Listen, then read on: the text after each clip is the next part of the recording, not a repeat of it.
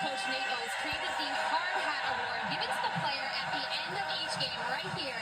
This is the actual real one. You can see it's Welcome back to the Coleman Coliseum. Blue collar points at the end of the game. I'm talking deflections, steals, rebounds, assists, all that good stuff.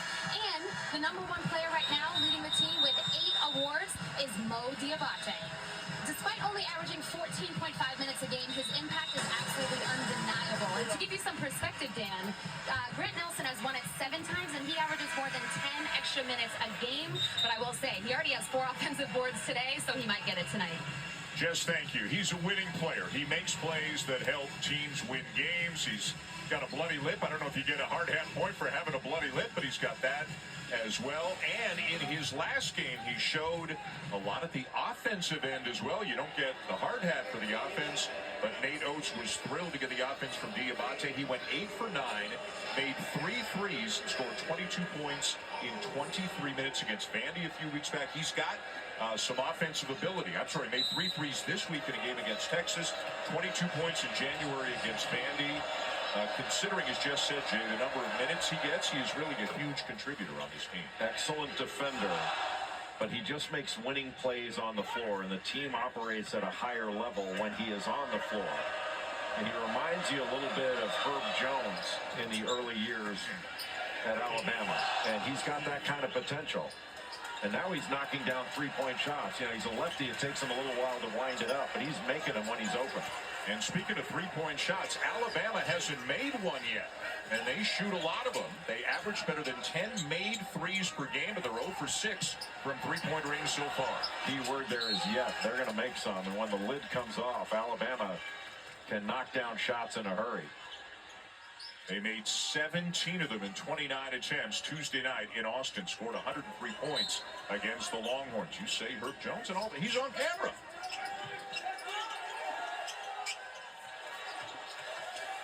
Sorry, Brandon Miller in the house. Herb Jones is here as well.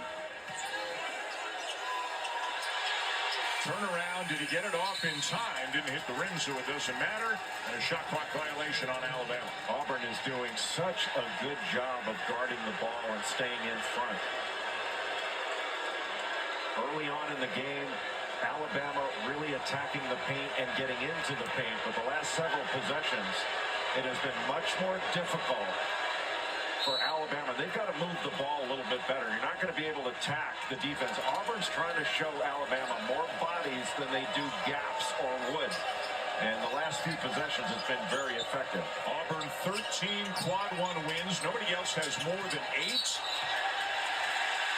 Offensive foul, Johni Broome. Just used that right arm to hook the defender. He really didn't need to do that because the move was so quick.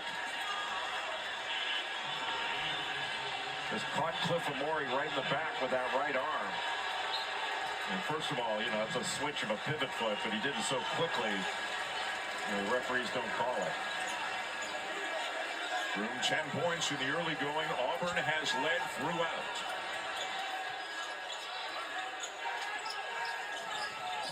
Bedford staying in front of Sears. Shot clock down to 12.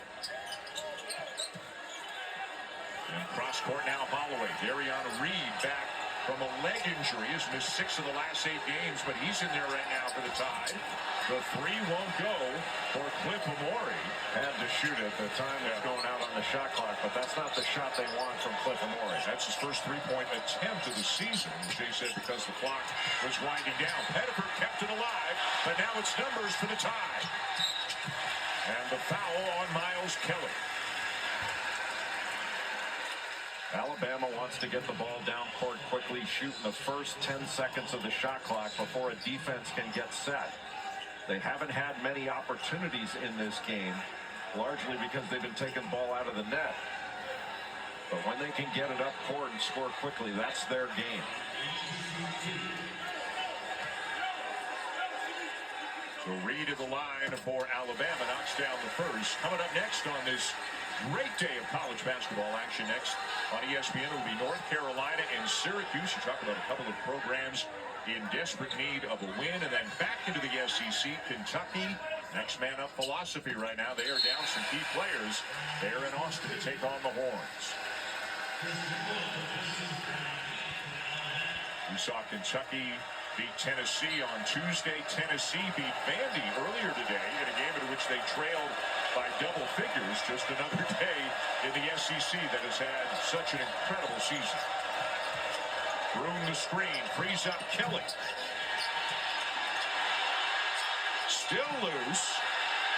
And finally, it's Bammers. Auburn gets back, keeps him out of transition. Youngblood. Offensive rebound, Amori. Sears a deep one.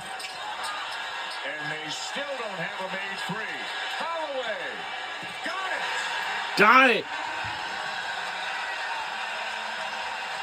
You give Alabama 3 shots at it, they're going to knock one down. Give Cliff Amori a tremendous amount of credit for those offensive rebounds. 6 offensive rebounds now in the game for the top. Broom at the other end. Can't hit it. And Baker Mazzara comes up with a steal and is fouled by Mark Sears. Not a good foul by Sears. That's his second. And both of them on reach-ins that were unnecessary. They could have trapped Baker Mazzara there. No need to reach on it, but just not a good pass because you weren't looking down court to see where the defense was. And Chad Baker Mazzara just lying in wait to be able to take that away. And Nate Oates is taking Sears out of the game after his second foul with 8:16 to go in the first half. Well, he's an experienced player. He'll come back from it. Just go out so you don't pick up another cheap one. So that's just one of those calls. There's no reason to take a foul there. It is Holloway and Youngblood in the backcourt right now for Alabama. And a conversation here between the 3 officials, and now ready to go where the ball should be inbounded from, appears to be the discussion. Yeah, they were talking about the shot clock. The foul was committed in Auburn's front court. Alabama's backcourt. So it's 20 seconds on the clock. That's why they inbounded it where they did. Baker Mazzara's done some good things coming in off the bench. Got 6 points, couple of assists. Kelly wide open. And a break there for the Tide. A good look for Miles Kelly, who's a good shooter. Miscommunication on defense as to who was guarding Kelly and Cardwell. Fortunate. Nelson with a shot fake. Stevenson a corner three. Gets to go.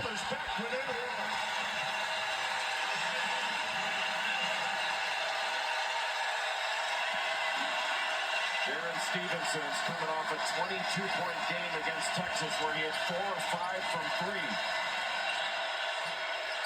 Broom, no. And it'll be Alabama ball with a chance to take the lead when we come back. Hitting the glass, Jay, and then hitting the 3.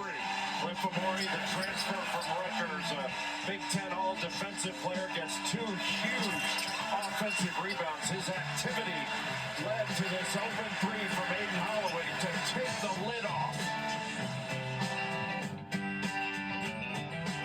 We'll be right back.